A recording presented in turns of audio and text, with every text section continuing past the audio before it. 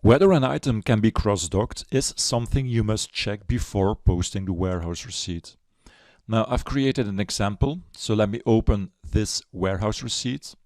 So here you can see this is a receipt for 4 pallets of LS81. So here you can see the unit of measure, which is pallet. Now notice that the quantity to cross-dock is 0, so this means that the cross-dock opportunities haven't yet been calculated. So if I want to know if this item can be cross-docked, I can select Process and then Calculate Cross-Dock. Now it seems that 1.5 pallets can be cross-docked. Now of course, as a user, I would like to know for which outbound orders the system suggests to cross-dock 1.5 pallets.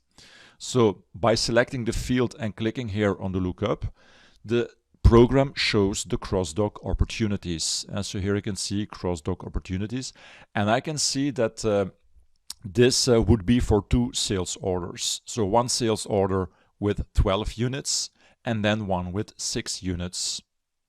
So here as a user you can still choose if you want to cross-dock, yes or no. So notice that the quantity to cross-dock is set to 0. So now if I would click OK, then the quantity to cross-dock is 0 and we will not cross-dock.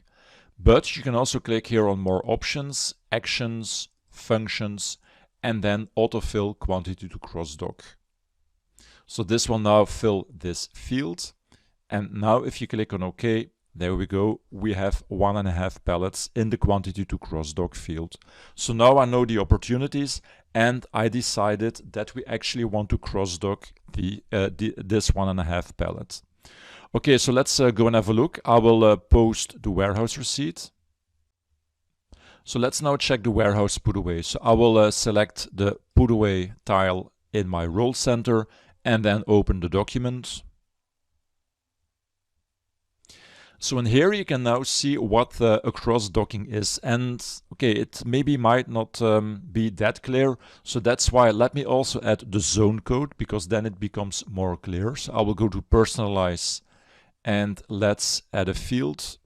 So let's click on Add Field and let's add the zone code. So I will just put it in front of the bin code. So and there you can see now what a cross-dock is.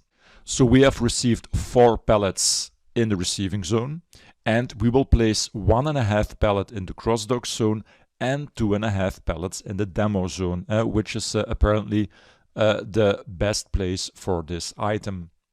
Okay, remember the change unit of measure function. If you don't want to place 1.5 pallets, but instead for this item 16 units, remember that you can select the line, you can go to functions and then change unit of measure and change it from pallet to pieces. There you go. And if you want, you can do the same for the 2.5 pallets that you place in the demo zone. Okay, but that's fine for me, so let's stick to pallet here. Next, I will click on Register Put Away. And now these 18 units have been put away in the cross-dock zone, from where the warehouse picker can pick the items before shipping them to the customer. And that's something that we will look at in the learning path on picking and shipping items.